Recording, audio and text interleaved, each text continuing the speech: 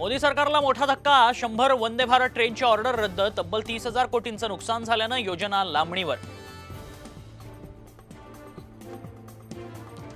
योजनांसाठी वाटायला सरकारकडे पैसे, मग शेतकऱ्यांचा मोबदला द्यायला पैसे नाहीत का? लाडकी बहीण योजनेचा उल्लेख करत कोर्टाचा सवाल। जीएसटी काउन्सिलची 9 सप्टेंबरला दिल्लीत बैठक। महाराष्ट्राचे अर्थमंत्री अजित पवार उपस्थित राहणार का याकडे लक्ष। गेल्या वेळी अनुपस्थित राहिल्यानं झाली होती टीका। अहमदनगरमध्ये जरांगेंच्या रॅलीत 14 चोरट्यांना बेड्या। चोरट्यांकडून तब्बल 6,50,000चा मुद्देमाल जप्त।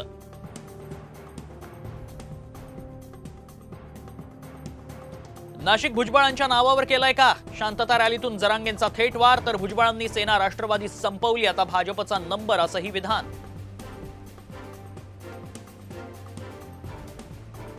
पुणे कृषी उत्पन्न बाजार समिती 15 ऑगस्टला बंद राहणार। शेतकऱ्यांना भाजीपाला न आणण्याचं बाजार समितीचं आवाहन, तर 16 ऑगस्टला बाजार पूर्ववत सुरू होणार। मुंबईकरांचा पाणी प्रश्न मिटला। पाण्यासाठा 93% गेल्या वर्षापेक्षा यावर्षी 10% पाणी अधिक।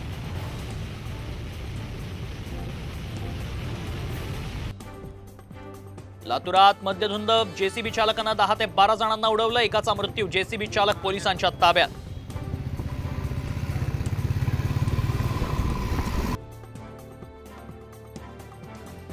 पुढच्या 25 वर्षात हेडफोन्सच्या वापरानं तब्बल 100 कोटी तरुण बहिरे होणार। जागतिक आरोग्य संघटनेचा धक्कादायक अहवाल।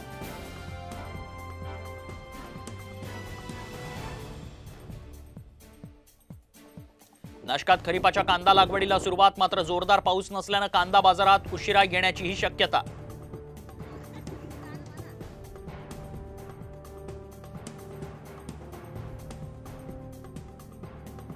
बॉलिवूड अभिनेता राजपाल यादवची कोट्यावधींची मालमत्ता जप्त। बँकेचं कर्ज न फेडल्यानं कारवाई।